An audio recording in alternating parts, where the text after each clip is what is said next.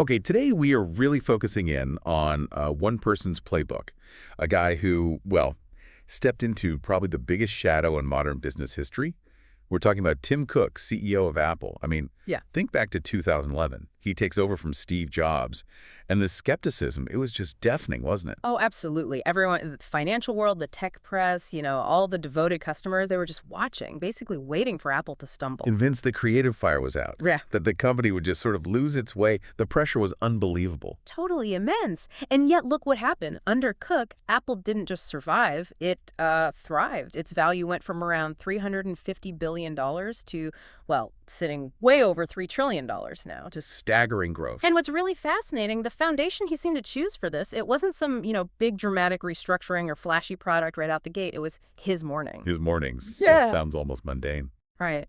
But we're going to unpack how this seemingly simple, almost non-glamorous discipline, this routine, actually created this huge strategic advantage, a kind of mental sovereignty. And that sovereignty allowed him to guide Apple through, well, a really complex decade of change and massive growth. Exactly. So look, our mission today isn't just to say, hey, wake up at 3:45 a.m. I mean, that's the headline, sure, but it kind of misses the point, doesn't it? Completely misses the principle. We need to understand the why. Why does he do it? What's the maybe neurological edge it gives him? And crucially, how can you, listening right now, apply that core idea of intentional control to your own life, regardless of your schedule? 3:45 a.m. is probably not the answer for most people. Probably not, no. Okay, so let's get into the specifics. This timeline, it really is remarkable. The alarm goes off at 3:45 a.m. It's pitch black outside, right? Pitch black. And the sources say within minutes he's already tackling hundreds of emails. And these aren't just internal memos, are they? No, this is key. It's direct input.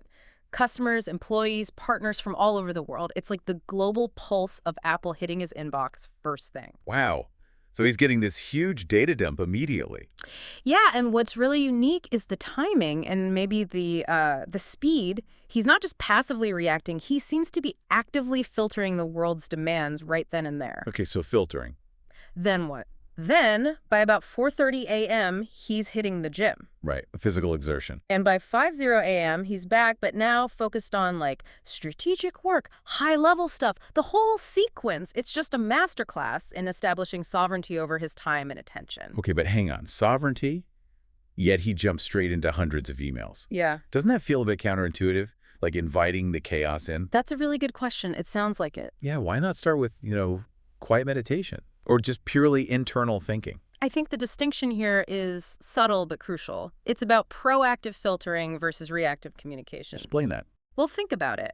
If Cook waits until, say, 9:00 a.m. when the workday officially starts, those same emails land like interruptions.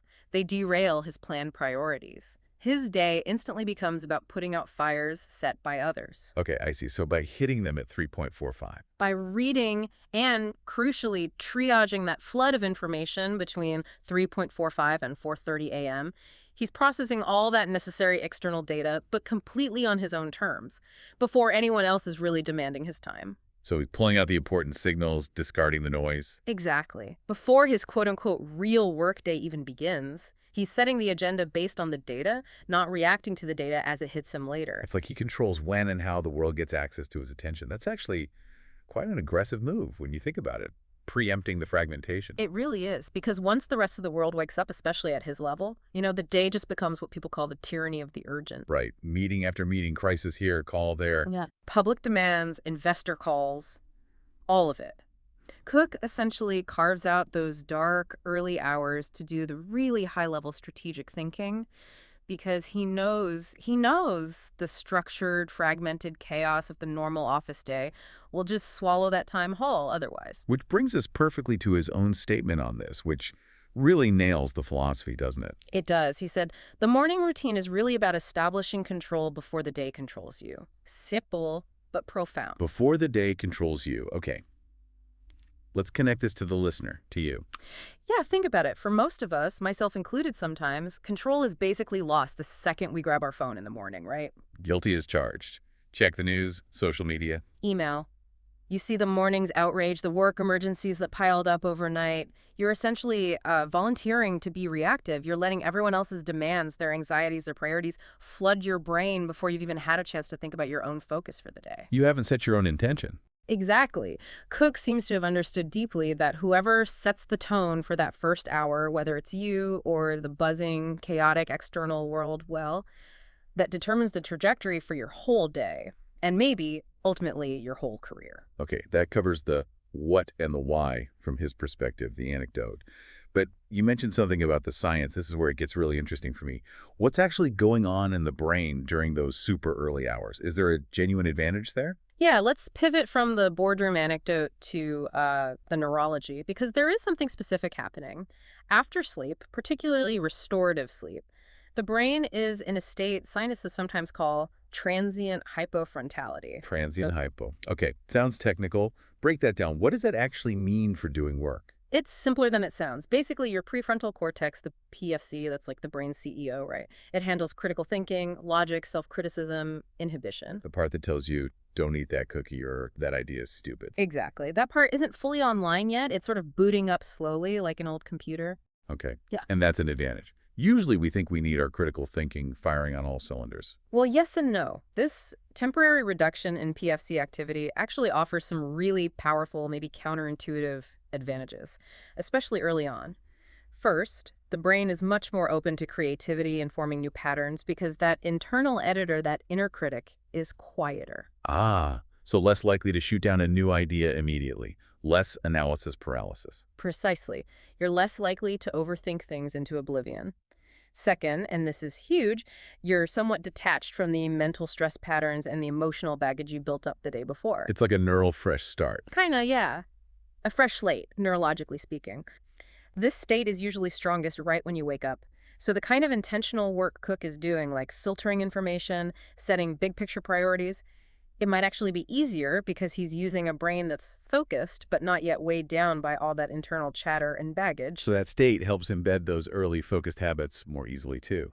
That seems to be the idea. It makes the intentionality less of a struggle against your own critical mind. Okay, that's fascinating. Does this state also help with, say, absorbing all that data from the emails he reads?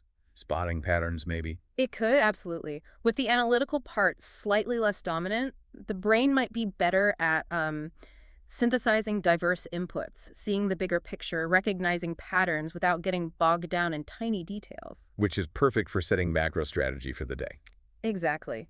He's identifying the major trends, potential issues, opportunities, building the framework for his day. It seems like a perfect match between the task and the neurological state.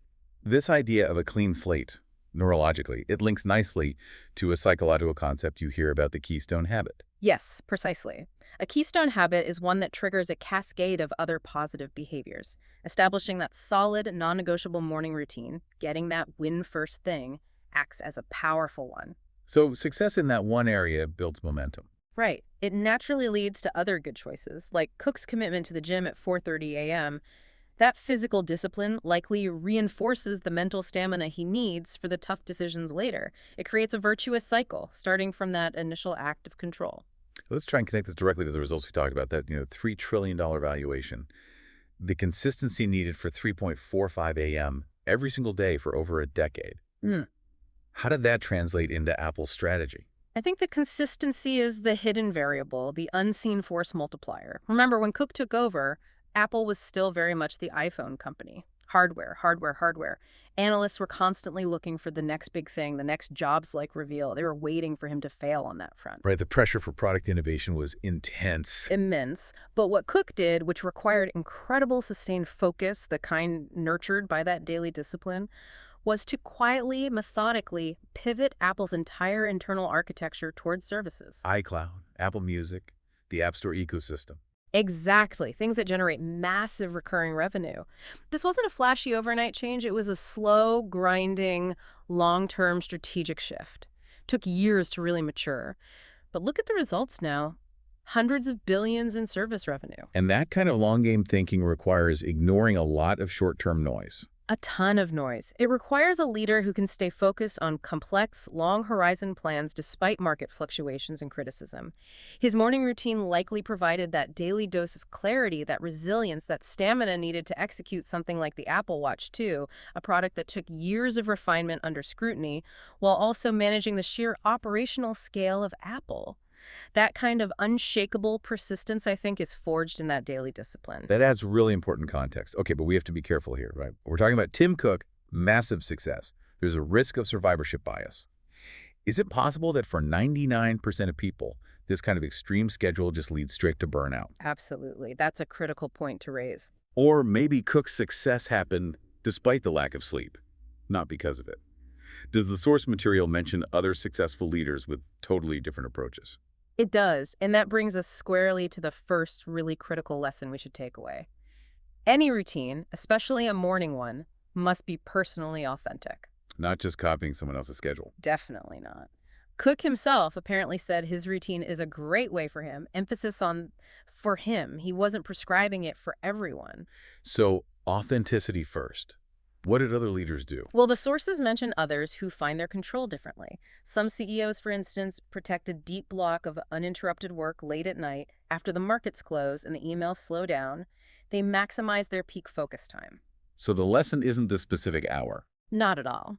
The lesson is identifying the kind of high-value, focused work you need to protect, and then designing a habit that aligns with your natural energy levels, your biological clock, your life circumstances. Just copying the 3:45 a.m. time slot without understanding the function, which for Cook is about intentional priority setting and filtering, that's just a recipe for exhaustion and failure. Authenticity provides the fuel. Okay. Got it. Now let's move to that second insight you mentioned earlier, which I found really interesting, shifting from pure self-optimization to something else. Routines as an act of service. Yes, this is often overlooked. If you look closely at what Cook does in his routine, it seems structured as preparation for leadership, for serving others effectively. Oh, so. Well, reading those customer emails first thing, that keeps him deeply connected to the actual users, right? It helps ensure that huge strategic decisions aren't being made in some ivory tower detached from reality. Grounding strategy and user experience. And the workout. You could see that not just as personal health, but as an act of maintaining the physical and mental stamina needed to lead hundreds of thousands of employees, to steer the ship through inevitable crises and market pressures. It's about being reliable for them. That's a different frame. It is. And for you, the listener, it suggests that the most powerful routines aren't fundamentally selfish acts. They're about becoming the best, most dependable version of yourself for the people who rely on you. Whether that's your family, your team at work, your community. Exactly. Parent, teacher, entrepreneur, whatever your role is. That consistent morning effort, viewed this way, becomes an act of commitment, maybe even an act of love, towards those who depend on your clarity, your stability, your preparedness. That really reframes it. It's not just a personal shield against chaos, but a tool for collective success. I think so. It ensures you show up ready, grounded, having already sorted out your own priorities for the day, rather than just reacting to whatever hits you first and letting others define your contribution. And this dedication, this consistency you argued earlier, is what really drove the success. He didn't hit $3 trillion and then decide, hey, maybe I should wake up early. No, the discipline clearly came first. The achievement seems to be the outcome of that relentless compounding effort over years. The consistency was the bedrock. It's the anchor. Think about the early 2010s. The market was rough on Apple post jobs. Analysts were literally writing articles about Apple's doom. The stock was under huge pressure. I remember that period. And through all that noise, all that negativity, Cook just kept showing up, 3:45 a.m., day after day. His critics were loud, yes, but his discipline was ultimately louder, more persistent. That unwavering daily commitment, compounded over a decade, is what built the results we see now. Consistency was the mechanism translating personal control into, well, corporate dominance. Okay, so let's bring this right back down to earth. Yeah. For you listening, how do you apply this without the intimidating 3:45 a.m. part? The goal isn't the extreme hour. Not at all. The goal is reclaiming some time, anytime, for intentional living before the reactive world swamps you. We need to figure out our own minimum viable control. Minimum viable control. I like that. MVC. What could that look like? It could be super simple. Maybe your MBC is just 15 minutes of reading key industry news or reports in silence. Like Cook filters emails, you filter the signals that matter to your work. before the noise of the day starts. Or maybe it's journaling, but not just random thoughts. Maybe specifically defining the top 3 things you will accomplish today. Exactly. Setting your priorities proactively so other people's urgent but maybe unimportant tasks don't hijack your whole day. The specific activity should be designed to assert your focus, your intellectual sovereignty, however briefly. Because that's the core benefit, isn't it? In a world that feels increasingly chaotic, unpredictable. Totally. Market swings, political uncertainty, personal stuff, life throws curveballs. But that intentional morning routine, that's the one piece of the day you can potentially control. Absolutely. And that little island of control becomes a huge strategic advantage. Your greatest, maybe. It really is. Hmm. That consistency in the morning, however small, it's like your superpower. It's the rudder for your ship, letting you steer intentionally instead of just being tossed around by the waves. So the challenge to you, building on that principle of authenticity we talked about, is start small. Design your routine. Maybe it's just 15 minutes. Something that prepares you to be your best self, focused on setting your internal priorities before you open the floodgates to external demands. Don't aim for complexity. Don't aim for perfection right away. No, just aim for consistent and make sure it aligns with the values or the person you want to be that day. Make it yours. Tim Cook runs the most valuable company on the planet, arguably because he decided his mornings were just too damn important to leave to chance or chaos. So the final thought to leave you with is this. What could you build? What project, what relationship, what skill if you made that same decision? If you committed to carving out intentional control over those first crucial moments of every single day? Something to think about.